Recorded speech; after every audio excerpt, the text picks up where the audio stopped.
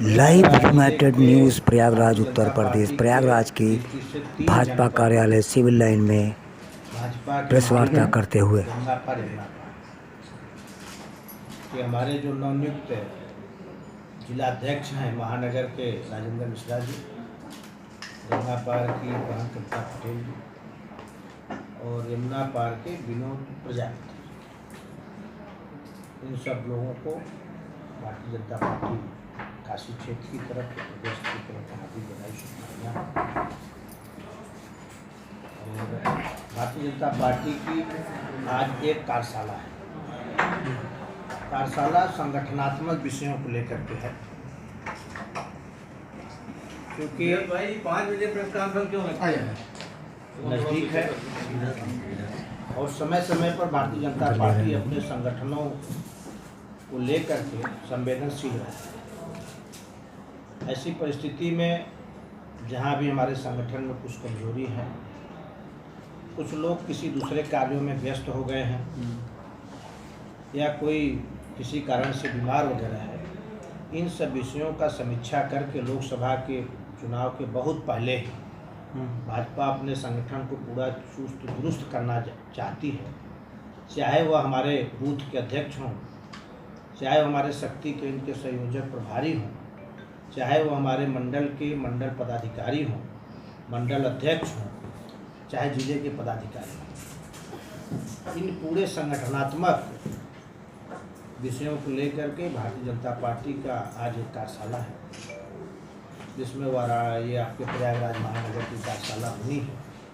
और इसमें कार्यशाला में आज जो लोग उपस्थित होंगे मंडल प्रवासी के रूप में, ये मंडलों में जाकर के मंडल पदाधिकारी, शक्ति के संयोजक प्रभारी, बूथ अध्यक्षों के साथ बैठक करेंगे, आपस में चर्चा करके, और जो भी विषय शुद्ध करने लायक होगा, ठीक करने लायक होगा, उसको संगठनात्मक रूप से वो ठीक करने का काम करेंगे। आज इसी पर कार्यशाला है, थोड़ा इस पर भी चर्चा हो जाए। बड़ा विषय आज उन्होंने लिया है।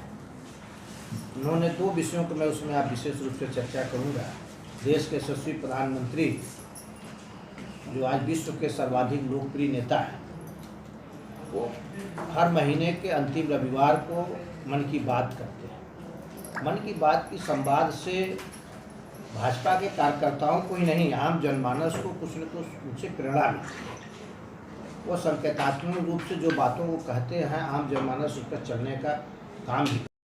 और कार्यशाला में किस तरह के कार्य किए? देखिए, संगठनात्मक कार्यशाला भारतीय जनता पार्टी का एक संगठन का क्रिया है, और इसमें हमारे जो भारतीय जनता पार्टी के संगठन, जिले के, मंडल के, शक्ति के बूथ, इन पर आज एक कार्यकर्ताओं के बीच बैठ करके विषय रखना है, आपस में चर्चा करना है कि इनकी स्थिति क्या है। अगर कहीं हमारे कोई कार्यकर्ता का पद खाली है या हमारा कार्यकर्ता निष्क्रिय है, तो उसको आपस में मिल बैठ करके संगठन को मजबूत बनाने की दृष्टि से वो कोई नाम निकाल करके हमारा प्रदेश नेतृत्व क्षेत्र के उसको ठीक करेगा। इसी के उद्देश्य से भाजपा संगठन मजबूत है। आज इंडियन मुस्लिम कॉन्स्टिट्यूशन राइट एक संस्था की बैठक हुई, जिसमें विपक्ष के सारे नेता सलमान खुर्शीद जैसे इकट्ठा हुए। वहीं महाराष्ट्र के माइनॉरिटी के पूर्व चेयरमैन नसीमुद्दीन वहां पहुंचे थे। उन्होंने ओवैसी को जिन्ना बताया है और भाजपा और ओवैसी को एक ही सिक्के के 2 पहलू बताया। ये तो उनका काम है। भाजपा और ओवैसी एक सिक्के के 2 पहलू हो ही नहीं सकते, अलग अलग पहलू हैं। भारतीय जनता पार्टी राष्ट्रवादी पार्टी है, देश को मजबूत करने में विश्वास करने वाली पार्टी है। सबका साथ, सबका विकास, सबका प्रयास, सबका विश्वास में एक भारत श्रेष्ठ भारत को मानने वाली पार्टी है। तो ये उनका विचार हो सकता है, लेकिन देश की आम जनता इस बात को अच्छी तरीके से जानती है कि भाजपा और ओवैसी और जो विपक्षी पार्टियां हैं उनमें क्या अंतर है। इसका 14 और 19 के चुनाव में भी जनता ने दिया है और 24 सामने है।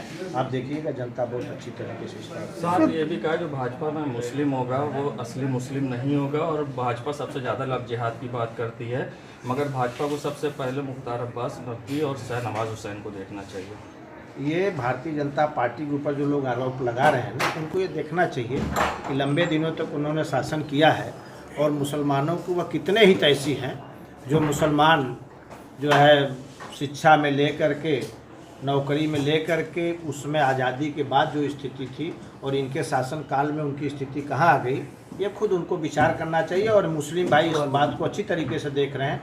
अब बड़े पैमाने पर मुस्लिम भाइयों का भी, क्योंकि भारतीय जनता पार्टी मैंने जैसा कहा पहले सबका साथ सबका विकास सबका प्रयास में है, तो सब इसमें सम्मिलित हैं। जो हमारी केंद्र प्रदेश की योजनाओं का क्रियान्वयन हो रहा है, लाभ प्राप्त कर रहे हैं, वो किसी के पक्ष विपक्ष में नहीं है, सबके लिए है और सब लोग भाजपा के साथ खड़े हैं। पूर्व विधायक भाजपा के संजय गुप्ता ने जो आरोप लगाए कि वैश्य समाज को पूरा हक नहीं मिल रहा है और साथ ही उन्हें जो भी हक मिलना चाहिए पार्टी से हर एक को विधायक मंडल जिले लेवल पर होना चाहिए, मंडल से एक सांसद होना चाहिए, किस तरह से देखें? ये मुझे जानकारी नहीं उन्होंने क्या अपना विचार व्यक्त किया है, लेकिन ऐसी बात नहीं। भारतीय जनता पार्टी में सबका सम्मान है, सबको भागीदारी मिली हुई है।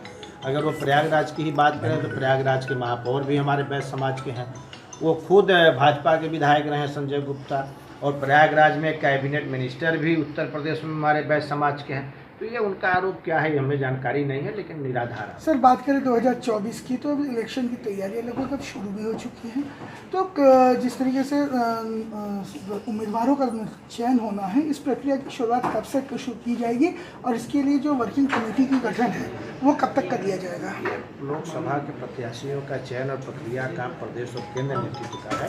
प्रदेश और केंद्र नेतृत्व अपना काम करते रहता है और निश्चित तौर से ये जब निर्णय प्रदेश नेतृत्व करेगा, हम कार्यकर्ता जिसके पक्ष में निर्णय कर देगा, हम भारतीय जनता पार्टी। सर इस बार ये भी कहा जा रहा है कि यंग बैच और महिला आरक्षण को ध्यान रखते हुए सीटों का बंटवारा किया जाएगा।